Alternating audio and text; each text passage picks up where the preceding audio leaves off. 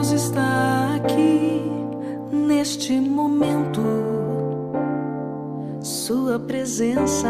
Então, boa noite, né? Então nós vamos agora sua bênção. Então vamos lá. Pelo sinal da Santa Cruz, livrai-nos Deus, nosso Senhor, do nosso inimigo. Em nome do Pai, do Filho e do Espírito Santo. Amém. Amados, então vamos, nessa noite de hoje, é o primeiro encontro nosso, nossas raízes, através da internet. Há pouco eu celebrei a Santa Missa, então vamos lá. Vamos pedir ao Espírito Santo que nos ilumine nesse momento. Vinde, Espírito Santo, enchei os corações dos vossos fiéis e acendei neles o fogo do vosso amor. Enviai, Senhor, o vosso Santo Espírito, e tudo será criado, e renovareis a face da terra. Oremos. Ó Deus, que instruíste os corações dos vossos fiéis com a luz do Espírito Santo, fazei que apreciemos retamente todas as coisas segundo o mesmo Espírito, e gozemos sempre suas consolações por Jesus Cristo, nosso Senhor. Amém. Fiquem aí, esperem, conversem, que eu vou buscar ali o texto grego. O texto grego, certo? O texto grego. Vamos lá. O texto que nós vamos refletir hoje, peguem a Bíblia de vocês, é Lucas capítulo 24, certo? Elália, bem-vindo. Lucas capítulo 24, de 13 a 33. Vamos lá. E o tema é a catástrofe na Bíblia. Primeiro, a etimologia. Hoje pela manhã, eu estava refletindo, ainda foi ontem à noite, refletindo sobre esse tema. E catástrofe é uma palavra composta grega de katá, que é para baixo, e strofém, quer dizer, virar de cabeça para baixo. Virar de cabeça para baixo. Todos os esquemas nossos desaparecem. É uma catástrofe. Então vamos ler o texto de Lucas capítulo 24, de 13 a 33, diz assim: Eis que 2 deles viajavam nesse mesmo dia para um povoado chamado Emaús, a 60 estádios de Jerusalém, uns 15 quilômetros de Jerusalém. E conversavam sobre todos estes acontecimentos. Sobre eles. Interessante é do verbo de homilética, de homilia. É uma conversa bem íntima. Eles conversavam bem reservadamente um com o outro. Essas coisas que estamos conversando ultimamente. Uma catástrofe, tudo mudou. E então, enquanto conversavam e discutiam entre si, o próprio Jesus aproximou-se e pôs a caminhar com eles. Seus olhos, porém, estavam impedidos de reconhecê-lo. Jesus caminha, tá certo? Jesus caminha com eles. Então, quer dizer, Jesus está caminhando conosco. Mas os olhos estavam...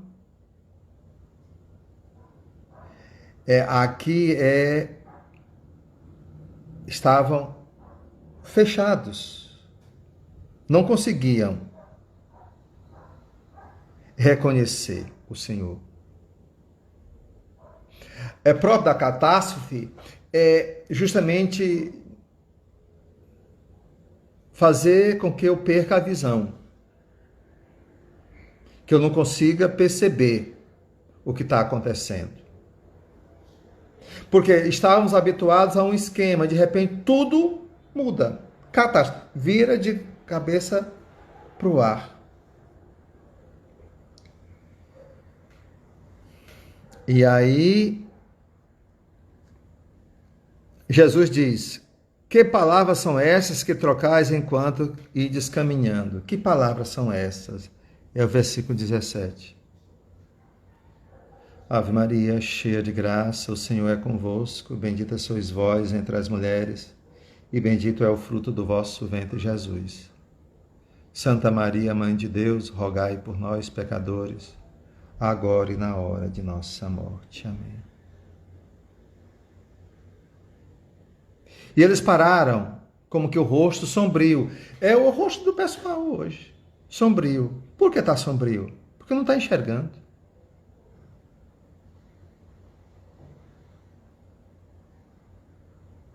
Amados, existem outras catástrofes. Mas vamos ler o texto depois, vocês me perguntam outras catástrofes também no Antigo Testamento. Um deles, chamado Cleófas, lhe perguntou: tu és o único forasteiro em Jerusalém que ignora os fatos que nela aconteceram nesses dias? Quais? Jesus perguntou. Eles responderam: o que aconteceu a Jesus do Nazareno, que foi profeta poderoso em obras e palavras diante de Deus e diante do povo. Como o Espírito Santo, como nossos sumos sacerdotes, nossos chefes, o entregaram para ser condenado à morte e o crucificaram. Aí vem a questão da escuridão. Nós esperávamos. Vamos ver como está aqui no texto grego. É o versículo 21. Elpison, de elpide, de esperança. A esperança. A catástrofe, ela frustra a esperança. Nós esperávamos. Estava tudo tão certo. Quem tem esperança está seguro. Mas de repente tudo muda. Nós esperávamos. Nós esperávamos. Nós esperávamos.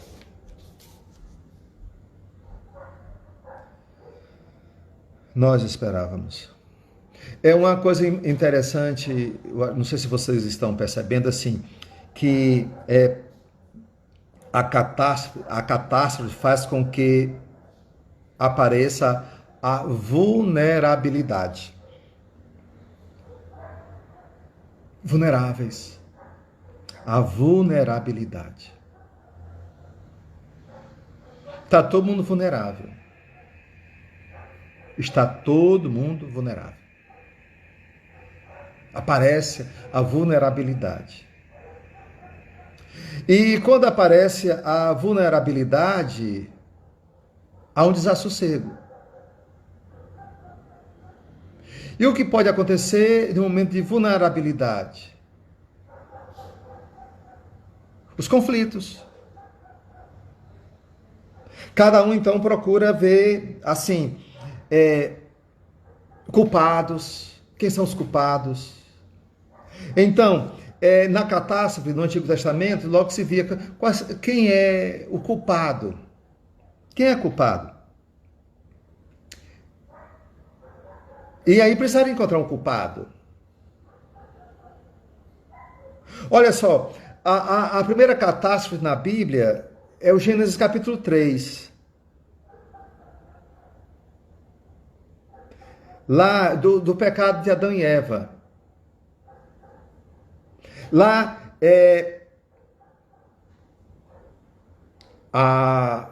depois que eles comeram do fruto da árvore, eles se vestiram e se esconderam de Deus. Aí então Deus perguntou: Adão, onde estás? Ele disse: eu vi teus passos no jardim, fiquei com medo e me escondi. Aí Deus: quem foi que te revelou que tu estavas nu? Acaso comeste da árvore, do fruto da árvore que eu te havia proibido de comer? Ele disse: não, Senhor. Foi a mulher que o Senhor me deu o fruto, eu comi. Olha só, então nessas horas de vulnerabilidade, de ficar a mercês, né, nego rico? A mercês, então dessa vulnerabilidade, então, se vira à mesa e você começa a acusar, para dizer que não estou com medo. Aí o Adão culpou a Deus e culpou a Eva. E a Eva? A Eva culpou a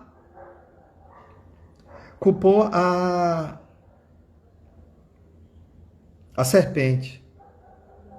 Então, no Antigo Testamento, a catástrofe era tido como um castigo. Como um castigo. Porque Deus criou todas as coisas na maior harmonia.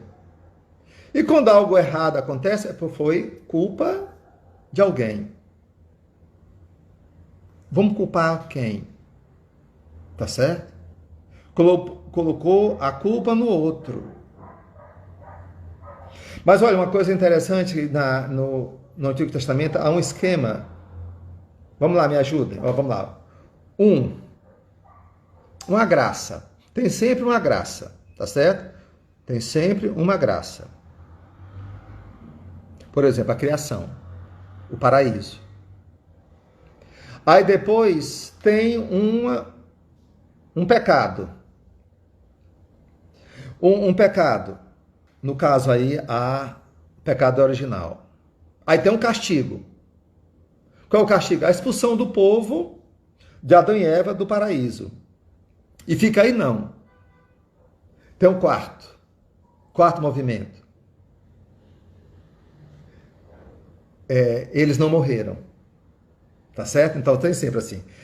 Uma graça, depois um pecado, depois um castigo e depois uma graça. Porque se comesse deveriam morrer.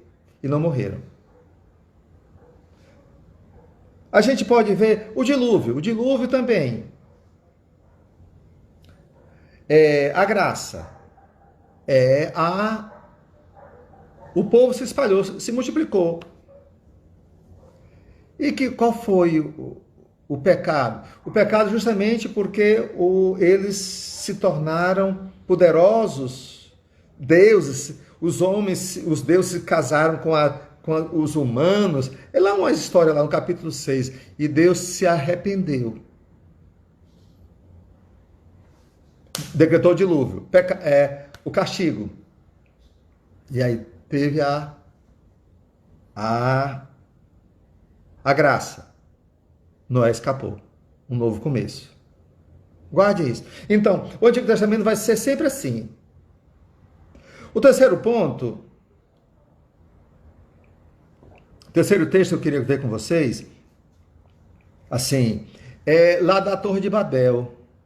E a Torre de Babel se presta muito bem aos dias que nós estamos vivendo.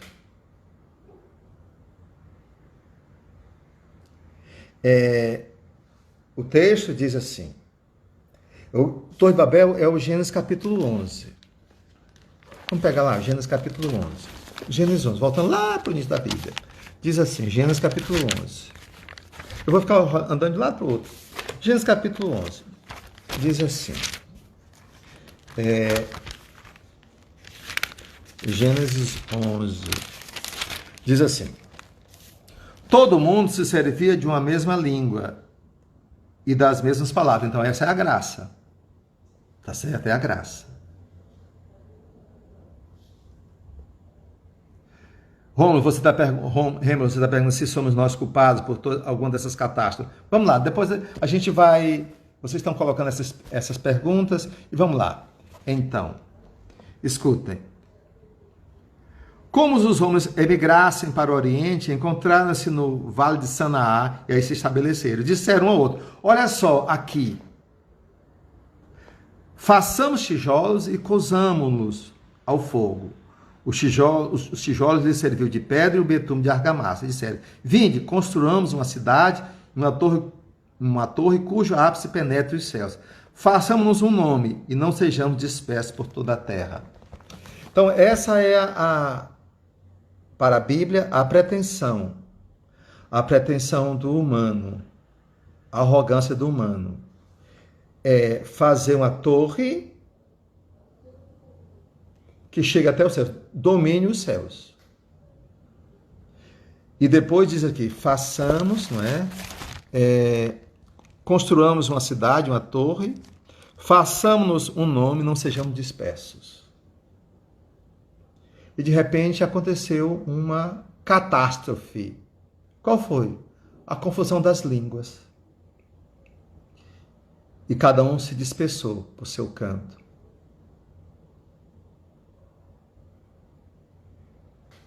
A graça é uma só língua, o pecado é a presunção de querer ser, que nem ser Deus, porque chega uma torre que chega até os céus, é a mesma coisa de atingir a divindade, é usurpar a prerrogativa de Deus. E aí interessante são os verbos, façamos o nome, não sejamos dispersos pela terra. Esse é o pecado, o castigo, a dispersão. Interessante que parece que aqui se conclui com isso.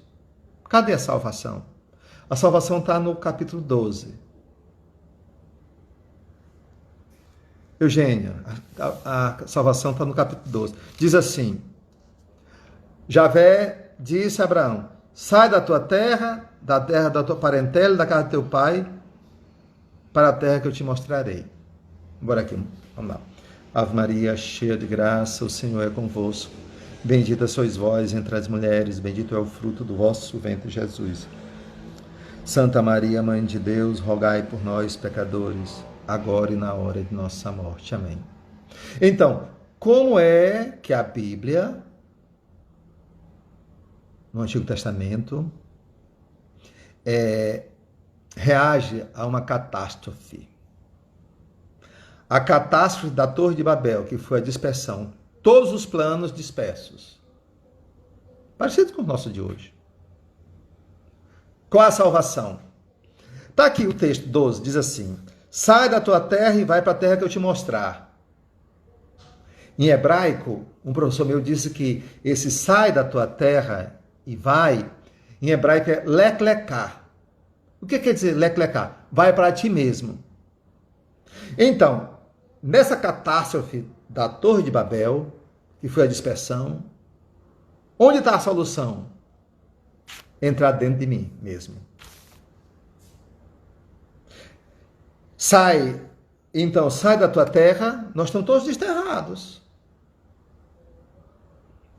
Da tua parentela, da casa do teu pai, e vai para a terra que eu te mostrar. Para mim mesmo. Interessante é o seguinte, ou eu me reeduco, ou eu descubro que eu tenho de mais positivo, então estou frito. Eu estou fazendo essa live com vocês, esse momento, é porque eu não posso estar na igreja. E se eu ficar chorando porque eu não estou na igreja, me lamentando, meu Deus do céu, estou em casa, estou numa prisão, isso vira um inferno. Aí é catástrofe. Então, se eu quero sair dessa catástrofe, desse mundo virado da cabeça para baixo, eu preciso também ajeitar a minha cabeça. Refazer a cabeça. Sai da tua terra e vai para ti mesmo. Então, redescobrir o que tem. Porque são coisas que antes eu acreditava. Que antes eu me colocava e dizia, isso aqui eu me garanto. Como me garante? Aí então, a catástrofe revela uma ilusão. Uma ilusão minha. Pense nisso aí.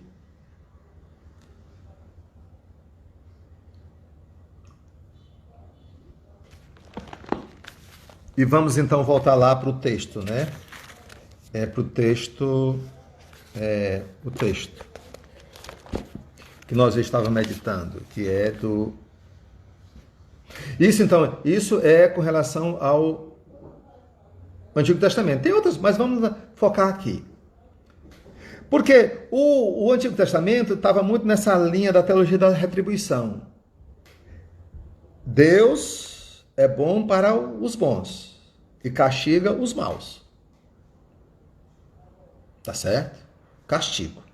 Nós aprendemos isso em casa. Mas Jesus, o Novo Testamento, é bem diferente.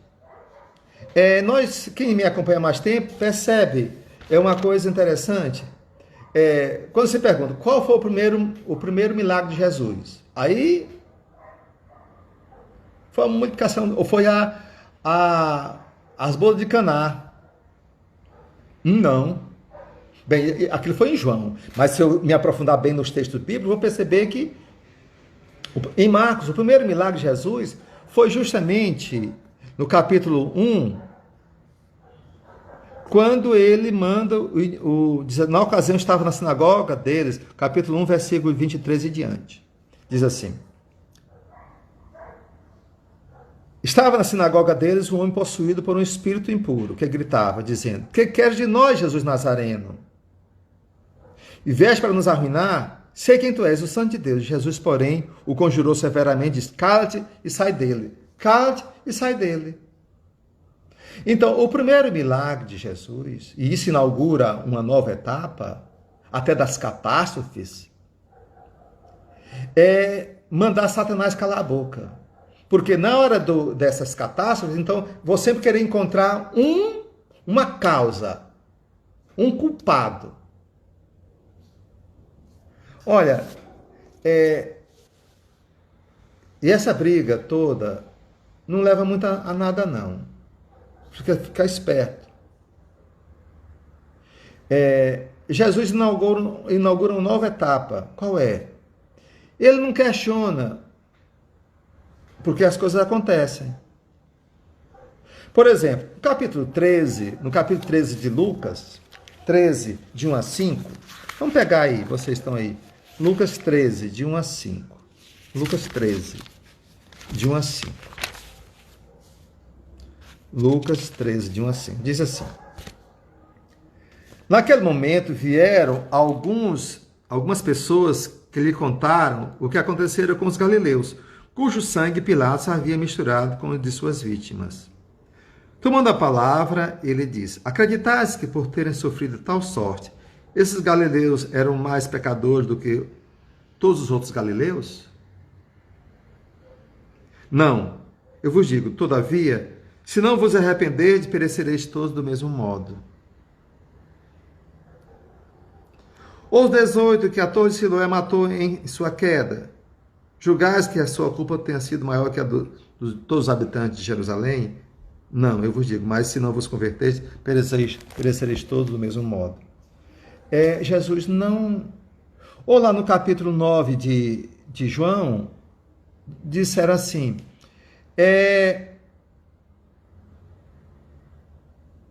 Padre, perguntaram a Jesus, Senhor, quem pecou para que ele nascesse cego? Quem pecou para que ele nascesse cego? Ele ou seus pais? Solange, Carmen, olhem para cá, deixa essas histórias aí. Escute, é melhor ficar no hospital, na luta pela vida? Deixa isso lá, vamos focar aqui. Ai, Jesus, isso é para a glória de Deus. Então, o que está acontecendo hoje, nessa catástrofe, é para a glória. Para a glória de Deus. Para que se revele algo. O que vai se revelar? Eu, você. E o trajeto é... Então, a catástrofe só é catástrofe quando eu não enxergo. Mas se eu enxergo o sentido, deixa de ser catástrofe. E depois, se eu olhar ao redor... Olha, eu tinha uma coisa comigo que... Quem me acompanha sabe, meus pais morreram afogados. E eu passei muitos anos falando disso com dor. Não é? Falando disso com dor. Dos meus pais terem morrido assim, não é? Aí o que acontece? No dia do meu aniversário, de 2004, 29 de dezembro,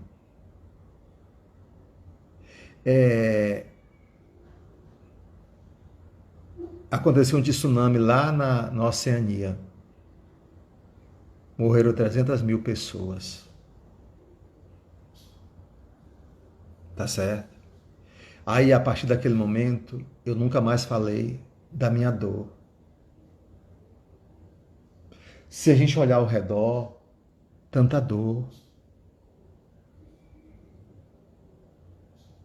Então, é catástrofe muito grande, principalmente quando eu me sinto sozinho. Parece que sou o único. Então, vamos voltar aqui ao capítulo 24. O 24 de Lucas diz assim: Nós esperávamos que fosse ele quem redimiria Israel, mas com tudo isso, já faz 3 dias que todas essas coisas aconteceram. Aí diz assim: é verdade que algumas mulheres que são dos nossos nos assustaram. As mulheres assustaram.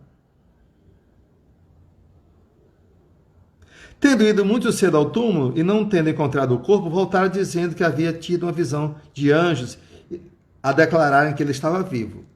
Alguns dos nossos foram ao túmulo e encontraram as coisas tais como as mulheres haviam dito, mas não o viram. Então Jesus disse uma coisa interessante. Versículo 25, vamos ver como é que está aqui no grego.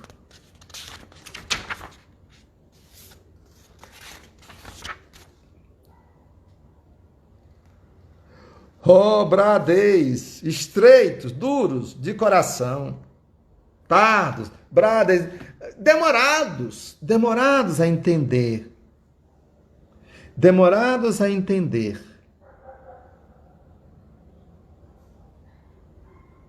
Lentos de coração, para crer em tudo que os profetas anunciaram.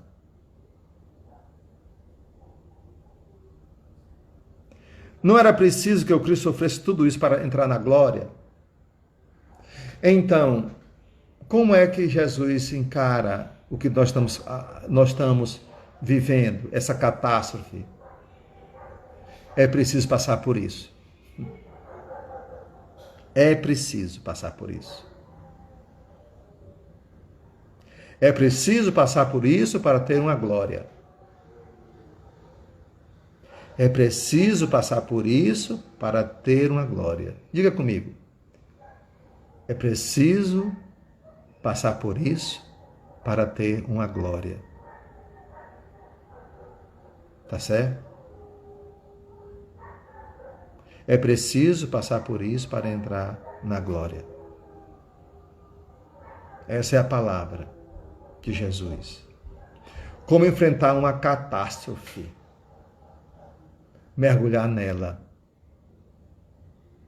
Mergulhar nela. É preciso passar por isso para entrar na glória. E começando por Moisés, percorrendo todos os profetas, interpretou-lhes em todas as escrituras o que dizia a seu respeito. É interessante que o verbo é diemerneuen. É através da hermenêutica, fazer o percurso de interpretação dos sinais. Hoje, Gleito, hoje pela manhã eu estava num desassossego.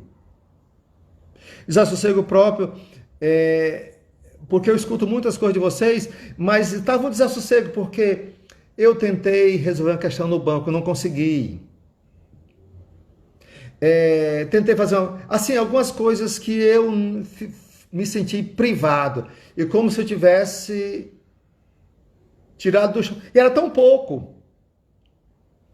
Aí então eu me sentei ali e fui ver onde é que estava, de onde estavam vindo esse sentimento de frustração. Onde? De onde? Porque senão eu posso surtar. Cada um de nós pode surtar. Tá certo? Cada um pode surtar. Então, eu fui olhando o que era. E aí fui percebendo que... E até de certa maneira, meu Deus do céu, as coisas... E já no final da tarde, depois que eu sosseguei, aí eu fui entender, fui interpretar. Olha, a Isabel está aqui. Olha, a Isabel, a irmã dela, eles estão vivendo um cataclismo.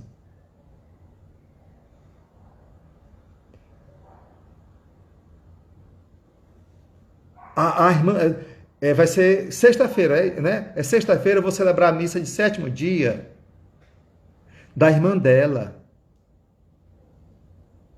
A Adélia Maria, uma médica.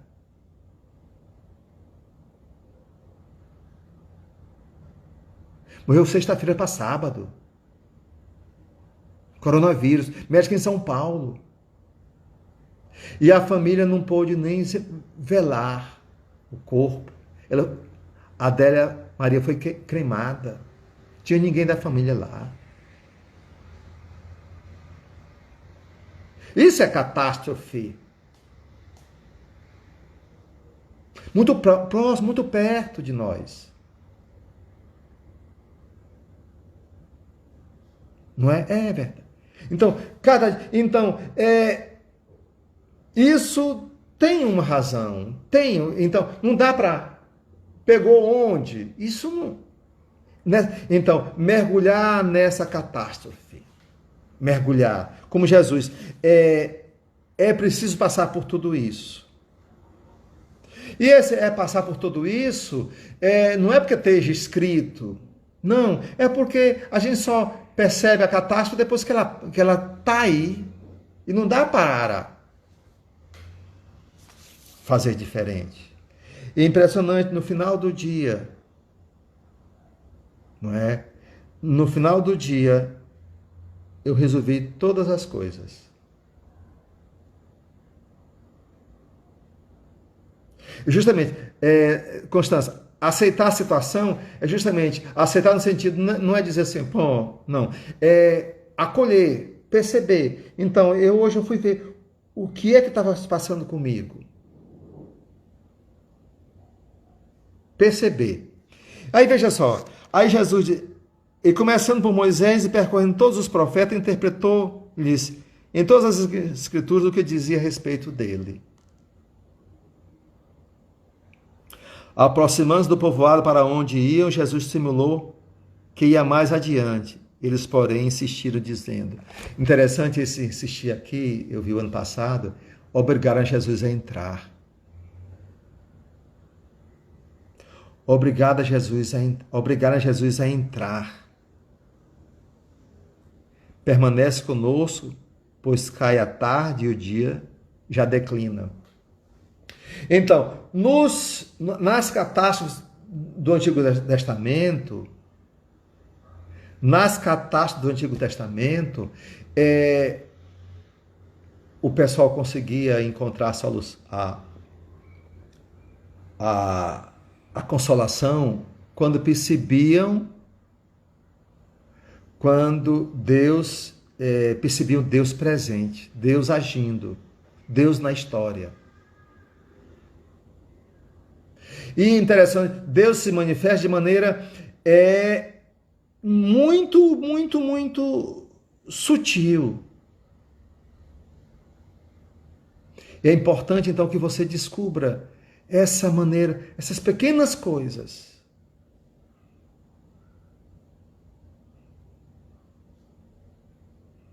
Uma preocupação minha é como pagar os nossos funcionários.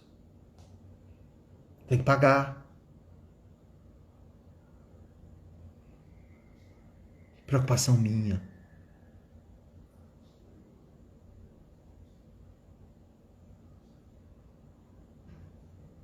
E aí vai se dando um jeito. O governo colocou uma medida provisória. E nós estamos acatando. Então, a cada momento precisa ir lendo os sinais. Então, a catástrofe é um sinal. O sinal de que eu não estava preparado para o imprevisível. E a nossa espiritualidade tem que ser do imprevisível. do imprevisível, atentos aos sinais.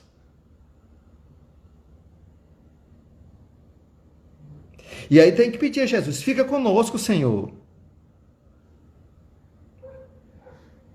Ele entrou para ficar com eles. E uma vez à mesa, ele tomou o pão, abençoou, depois partiu e deu a eles.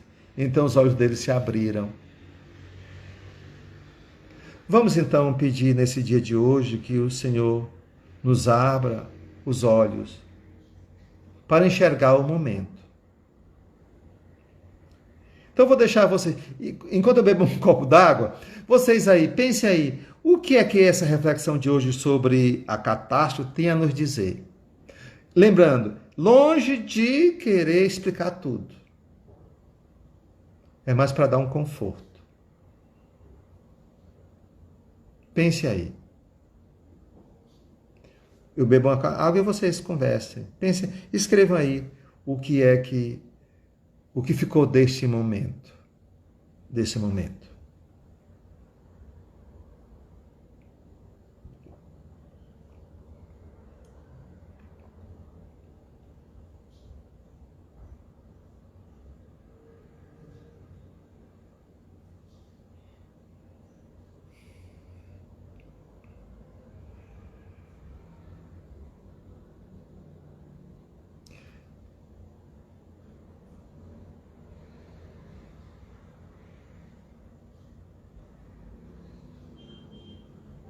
Aí, veja só. Obrigado, gente. Deus N.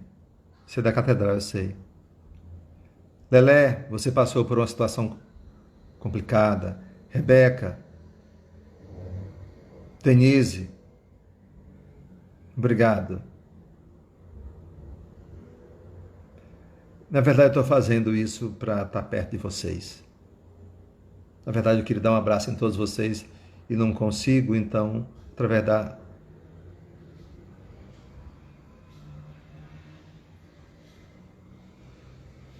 Pois é, Solange, é essa questão muito séria. E precisamos resolver.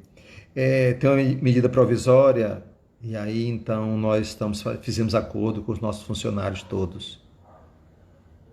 Suspensão de contrato por 2 meses, enquanto durar a pandemia, o governo vai assumir o salário dos funcionários. E nós nos comprometemos a não despedir ninguém.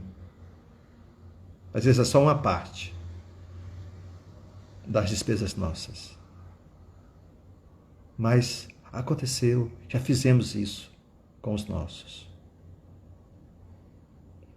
E então, olha só o seguinte. Então os olhos se abriram e reconheceram. Eles, porém, Jesus ficou invisível diante deles. E disseram um ao outro: não ardia o nosso coração quando ele nos falava pelo caminho, quando nos explicava as Escrituras? É interessante o seguinte, é que não basta só entender. Arde o coração, mas tem que partir o pão. Tem que partir o pão. Tem que partir o pão.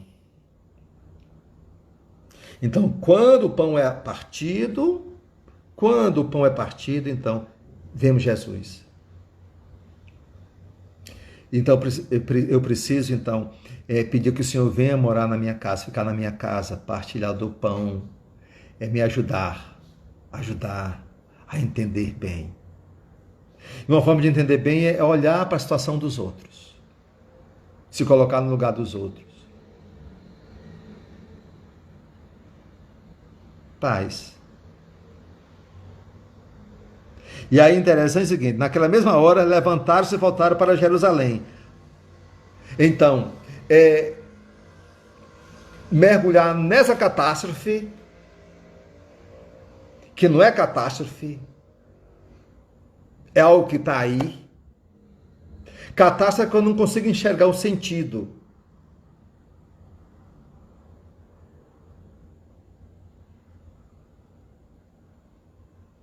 Isso aconteceu, está acontecendo, vai acontecer ainda mais.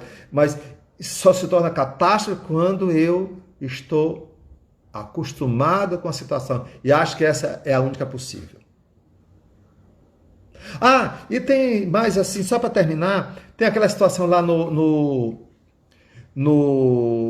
Conceição Portela, mas vai voltar ao normal, não é agora não, viu? O normal é viver a normalidade dessas coisas aqui. Tá certo? Lá no deserto, no capítulo, depois dê uma olhada, o capítulo 21 do livro dos Números, em que faltava água, faltava comida, e aí o povo ficou impaciente, se impacientou, é uma catástrofe.